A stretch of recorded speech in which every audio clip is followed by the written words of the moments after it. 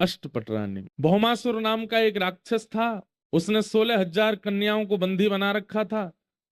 उसकी इच्छा थी कि 20,000 हो जाएंगी तो एक साथ सबसे ब्याह करूंगा। 16,100 राजकुमारियों को बंदी बना रखा था अपहरण करके। ठाकुर जी को जब ये बात पता चली तो भगवान भौमासुर का वध करने के लिए गए और साथ में लेकर के गए भूमि का स्वरूप सत्यभामा को। ये भौमासुर जो है ये भूमि का बेटा है, पृथ्वी का बेटा है।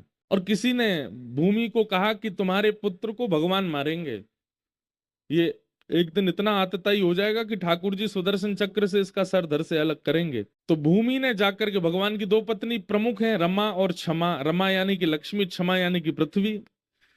तो पृथ्वी भूमि ने जाकर के ठाकुर जी से कहा कि आप मेरे पुत्र को कभी मत मारना। तो ठाकुर जी ने वचन दिया कभी नहीं मारेंगे जब तक तुम नहीं कहोगे। जिस दिन तुम कहोगे कि मारो उसी दिन मारेंगे, तब तक चाहिए जो करे।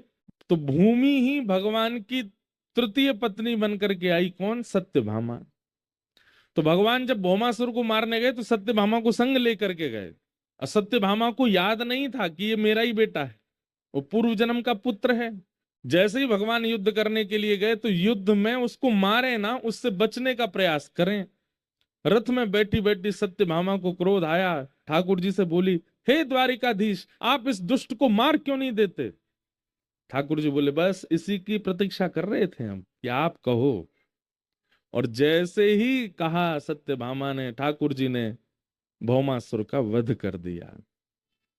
हमारे ठाकुर जी ना बड़े मेधावी बुद्धि वाले हैं, इसलिए कृष्ण अर्चन करने वाले, कृष्ण आराधन करने वालों की बुद्धि जो है ना वो सम्यक हो जाती है, वो व्यवस्थित हो जाती है।